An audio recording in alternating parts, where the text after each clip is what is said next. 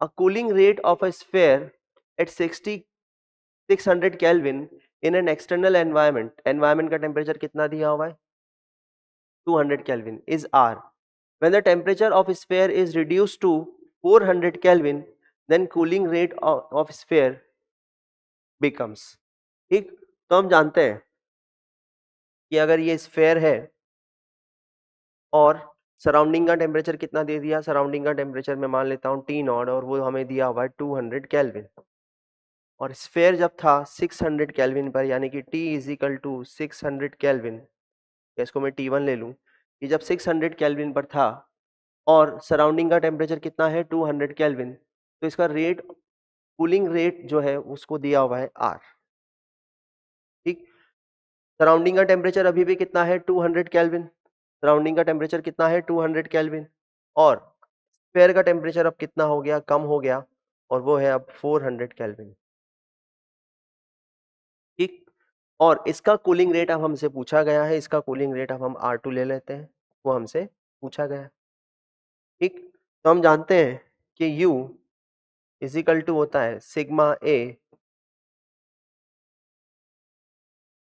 या इसको मैं लिख देता हूँ सिग्मा ई ए टी की पावर 4 माइनस टी नॉट की पावर 4। यहाँ टी क्या है, टेम्परेचर ऑफ सब्सटेंस, और टी नॉट क्या है, टेम्परेचर ऑफ सराउंडिंग।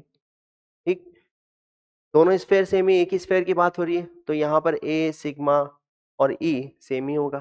ठीक, सेम स्फेयर है, एक बार उसका टेम्परेचर 600 केल्विन है और एक बार उसका टेम्परेचर 400 केल्विन है।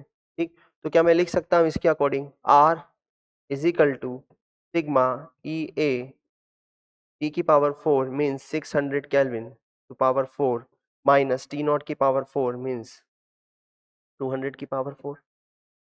ठीक, और फिर मैं R2 के लिए लिख सकता हूँ R2 is equal to sigma E A, ये हो जाएगा 400 पावर 4 माइनस, ये हो जाएगा 200 की पावर 4। ये है इक्वेशन नंबर 1, ये है इक्वेशन नंबर 2। लिख सकते हैं ऐसा।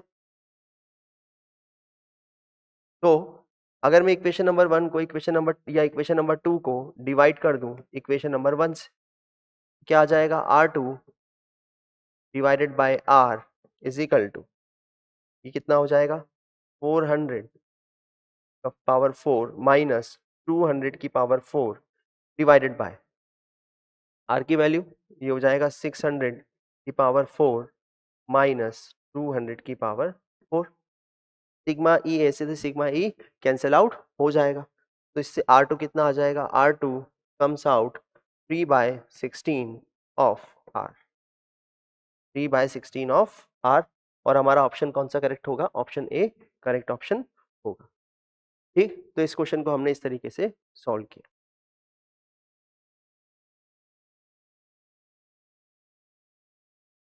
ये जो U है वो है रेट ऑफ हीट लॉस।